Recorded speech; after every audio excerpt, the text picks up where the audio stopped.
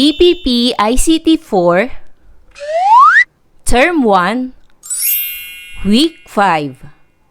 Let's learn about Microsoft Publisher User Interface and Microsoft Publisher Software. Day 1, Matatag Curriculum. Hello kids, it's me, Teacher Frel. Don't forget to subscribe, like, share, and hit the notification bell for the latest video. Have fun learning, kids! Mga kasanayan. Nakagagawa ng desktop publishing document. Mga layunin.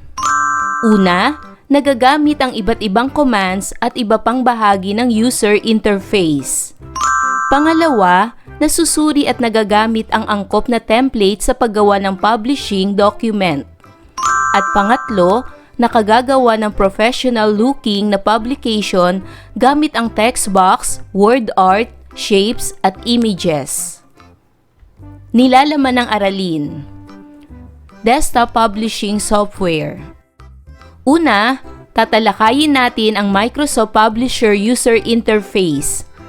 Pangalawa, ang Microsoft Publisher Templates. At pangatlo, ang paglagay at pag-format ng text box, word art, shapes, at images.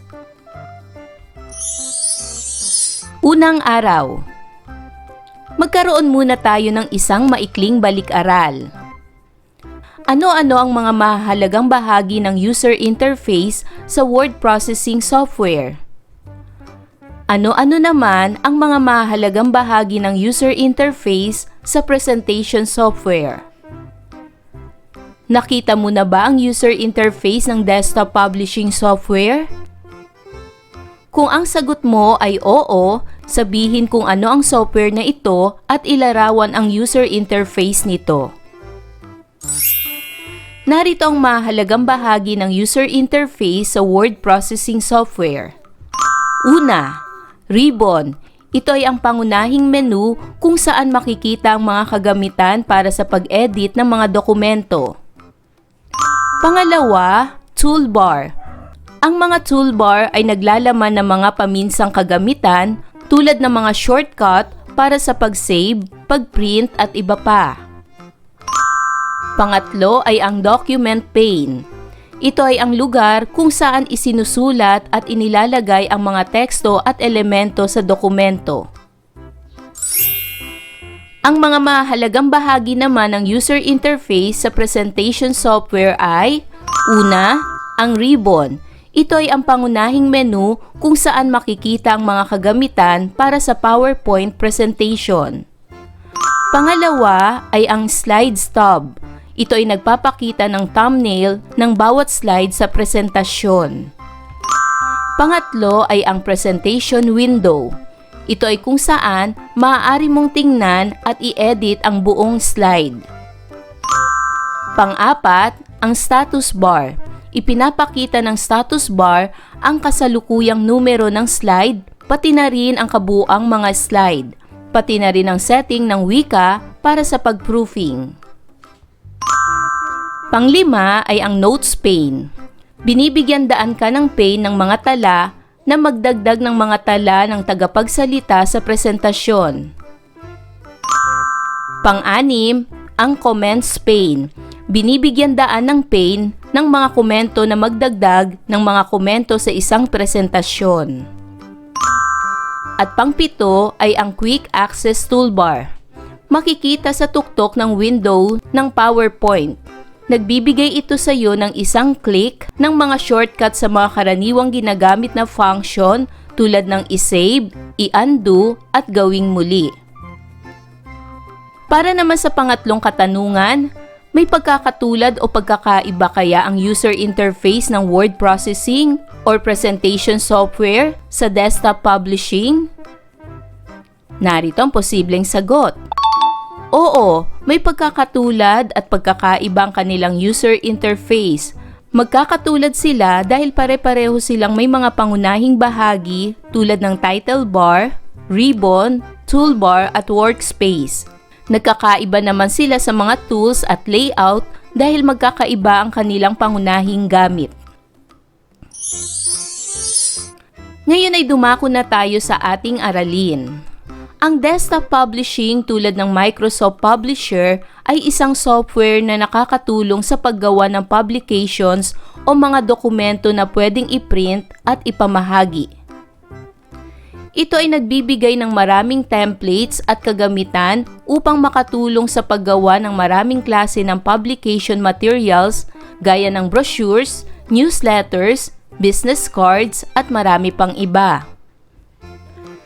Gaya ng word processing at presentation software, ang iba't ibang bahagi ng desktop publishing software ay makakatulong sa pagkakaayos ng mga teksto, larawan, grafika, at iba pang mga elemento ng desktop publishing document.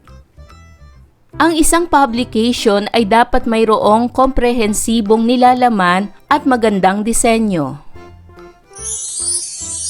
Sa pagtatapos ng araling ito, magagamit ninyo ang iba't ibang tools at commands ng user interface ng desktop publishing software.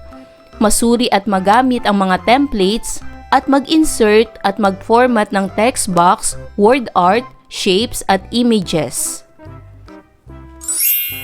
Pag-aralan natin ang mga bokabularyo para sa ating aralin. Una ay ang desktop publishing. Proseso na gumagamit ng computer at espesyal na software upang lumikha ng mga dokumento tulad ng mga libro, poster at iba pa. Template or eskema. Isang pre-design na layout o disenyo na maaaring gamitin bilang batayan para sa paggawa ng mga dokumento. Page layout o ayos ng pahina. Ang paraan ng pag-aayos ng mga elemento tulad ng teksto, larawan at iba pa sa isang pahina. User interface o pangharap na ugnayan ng gumagamit. Ang bahagi ng isang software o application kung saan nakikipag-ugnayan ang gumagamit. Dito isinasagawa ng mga gumagamit ang kanilang mga gawain gamit ang mga menu, button at iba pang visual na elemento na nagpapadali sa kanilang interaction sa system. Page layout o ayos ng pahina. Ang paraan ng pag-aayos ng mga elemento tulad ng teksto, larawan at iba pa sa isang pahina. Image, imahe o larawan. Isang visual na representasyon tulad ng litrato, guhit o graphic. Kaugnay na paksa bilang isa. Microsoft Publisher User Interface. Gamit ang iba't ibang bahagi ng user interface ng Microsoft Publisher, ang mga gumagamit nito ay may kontrol sa pag-aayos ng mga elemento sa isang pahina. Kabilang na ang laki ng mga teksto, pagpili ng mga font, kulay ng teksto at lalagyan, paglalagay ng mga larawan at iba pang grapiko at iba pang mga aspeto ng pagpresenta ng impormasyon. Kapag binuksan ang Microsoft Publisher sa unang pagkakataon, ang Publisher Start Screen o Home ay makikita. Dito, maaari ka nang makagawa ng bagong dokumento. Maaari ding pumili ng template o kaya'y buksan ng isang publishing document na nagawa na. Ang user interface ng Microsoft Publisher ay halos walang pagkakaiba sa ibang program ng Microsoft Office Suite. Madali lang matutunan ang paggamit nito. Pag-aralan ang user interface nito gamit ang figure na nasa ibaba. Page Navigation Pane. Ang bahaging ito ay ginagamit upang makita at mamanipula ang mga pahina ng publication. Maaring magdagdag, mag-delete, mag-rearrange at mag-duplicate ng pahina sa bahaging ito. Ribbon. Dito nakapaloob ang lahat ng mga commands na gagamitin upang makagawa ng mga karaniwang gawain. Naglalaman ito ng maraming tabs na naglalaman naman ng maraming commands. Rulers. Makikita ang ruler sa itaas at kaliwang bahagi ng isang publication. Mas madali ang pag-adjust at paglipat ng mga elements sa publication gaya ng images at text blocks gamit nito. Guides. Ito ay horizontal at vertical na linya na makikita sa bawat publications. Ginagamit ito sa pag-align ng text, images at iba pang mga objects sa pahina. Gaya sa WordArt at PowerPoint, ang Quick Access Toolbar, Title Bar, Status Bar, at Workspace, Zoom Pane, Pages Pane, vertical at horizontal scroll bar ay mga mahalagang bahagi rin ng Microsoft Publisher. Backstage View. Ang bahaging ito ay nagpapakita ng mga iba't ibang commands gaya ng save, print at create publication. Nabubuksan ang Backstage View kapag i-click ang File tab. Para naman sa pagsasanay na ito, gawin ang mga sumusunod na hakbang upang magalugad ang user interface ng Microsoft Publisher. Una, buksan ang Microsoft Publisher sa iyong computer. Pangalawa, ang Publisher Start Screen ay makikita.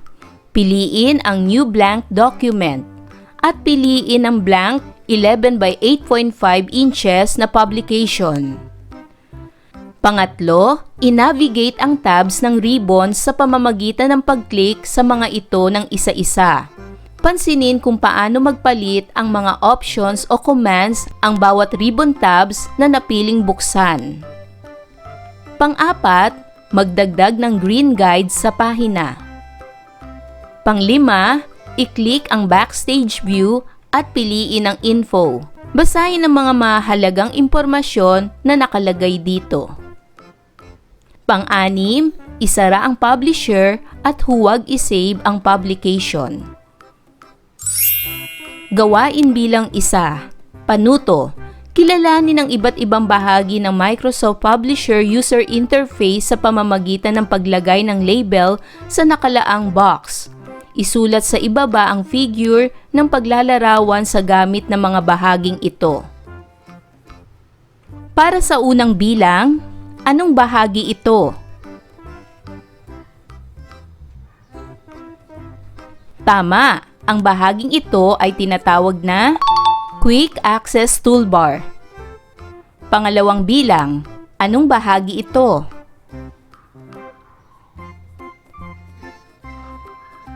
Tama, ang bahaging ito ay tinatawag na Title Bar. Pangatlong bilang, anong bahagi ito?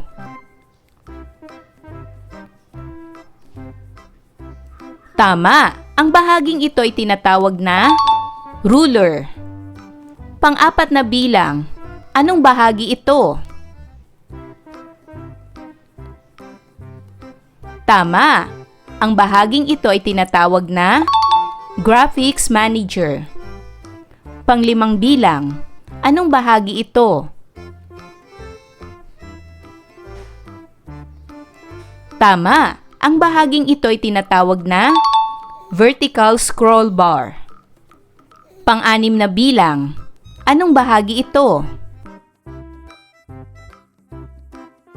Tama, ang bahaging ito ay tinatawag na Zoom Pane.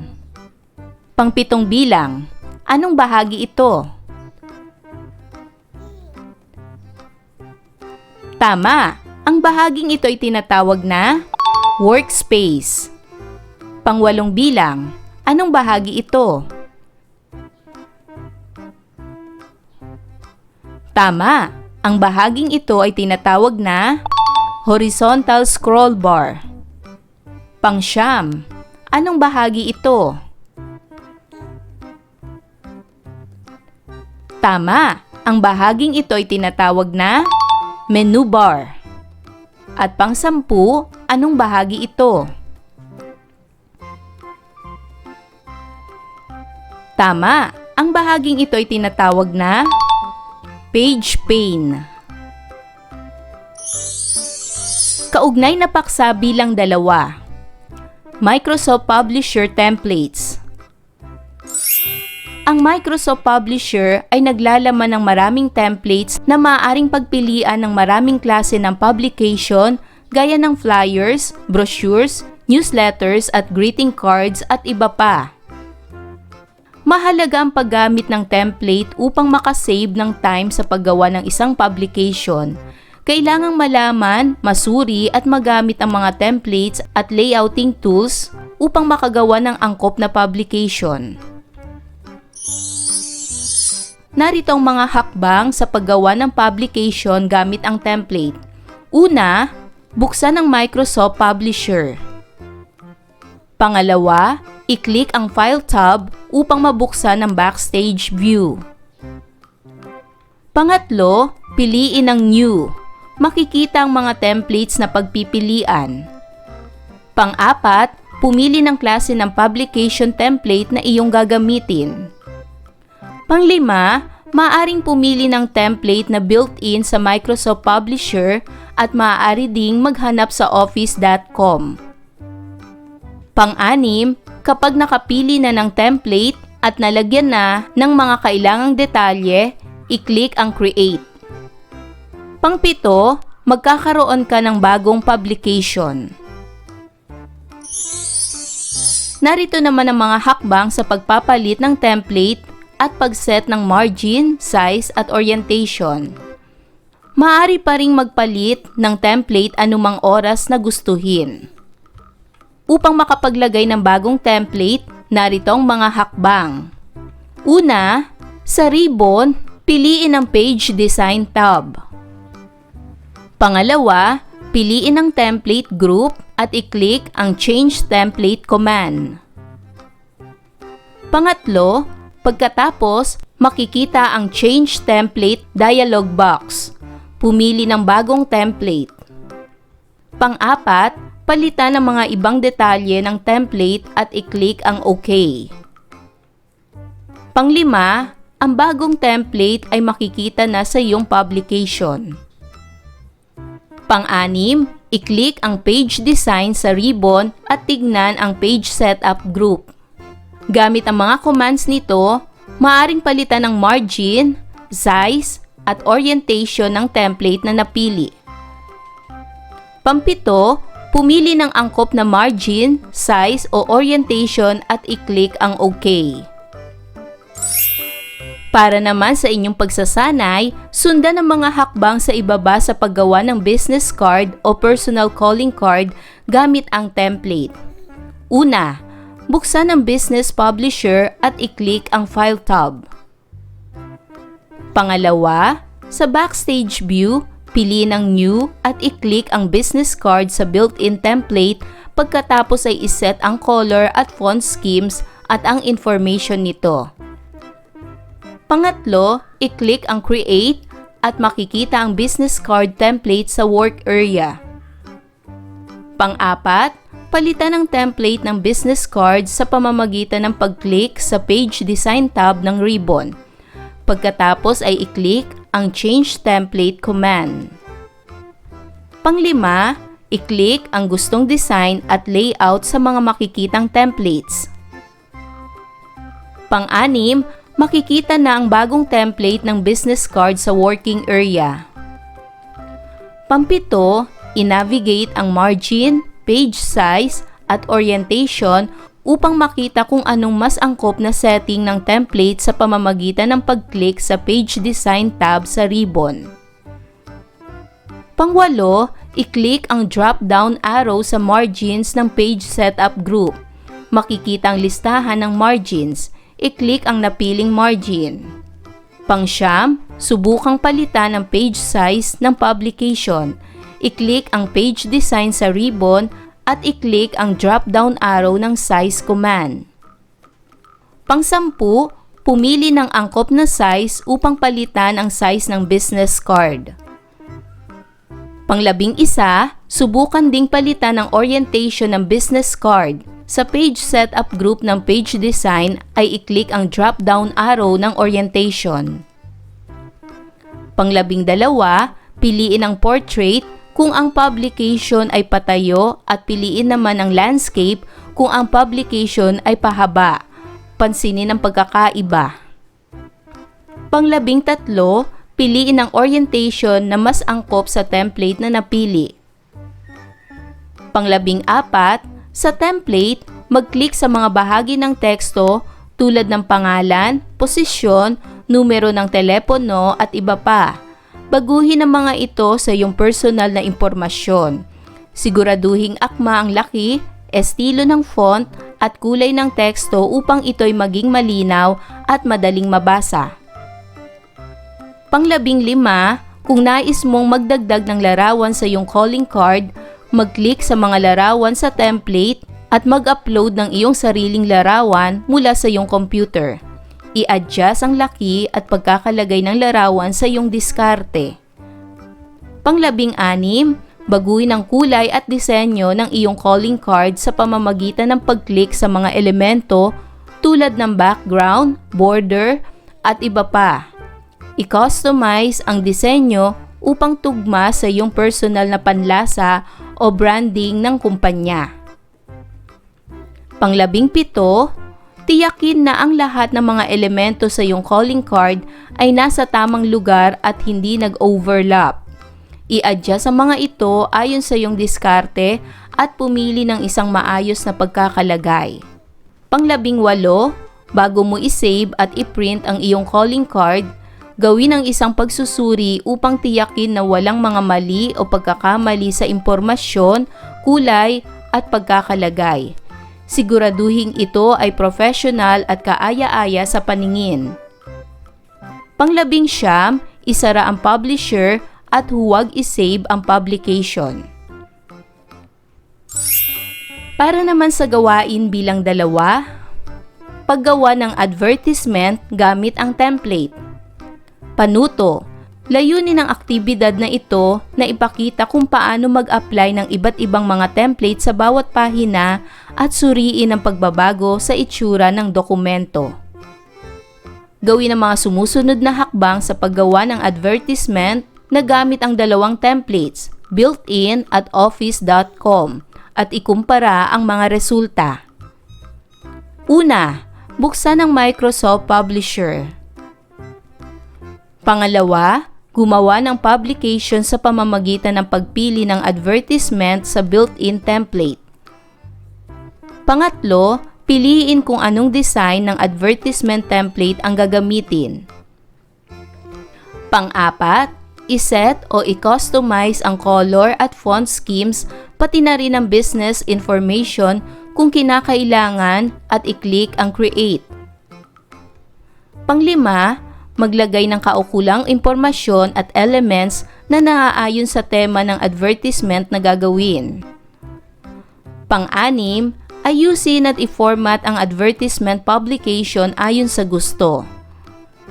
Pang-pito, isave ito at gamitin ang advertisement template 1 bilang file name. Pang-walo, gumawa ng isa pang advertisement publication gamit naman ng Office or online template. Pang-siyam, pumili sa mga makikitang templates. I-click ang napiling advertisement template at i-click ang create. Pang-sampu, maglagay ng kaukulang impormasyon at elements na naaayon sa tema ng advertisement na gagawin. Pang-11, ayusin at i-format ang advertisement publication ayon sa gusto. Pang-12, isave ito at gamitin ang advertisement template 2 bilang file name. Pang-13, suriin ang pagkakaiba ng 2 template at sagutin ang mga sumusunod na tanong. Unang tanong, ano ang masasabi mo sa design ng built-in advertisement template? Pangalawang tanong, ano naman ang masasabi mo sa design ng Office advertisement template? At pangatlong tanong, alin sa dalawa ang mas angkop na gamitin bilang advertisement publication? Bakit? Ayan mga bata, Naunawaan niyo ba ang ating aralin sa araw na ito? Kung ganon, magaling! Mga bata, sana'y marami kayo natutunan sa ating aralin. Hanggang sa susunod na video lesson, paalam! Thank you for watching!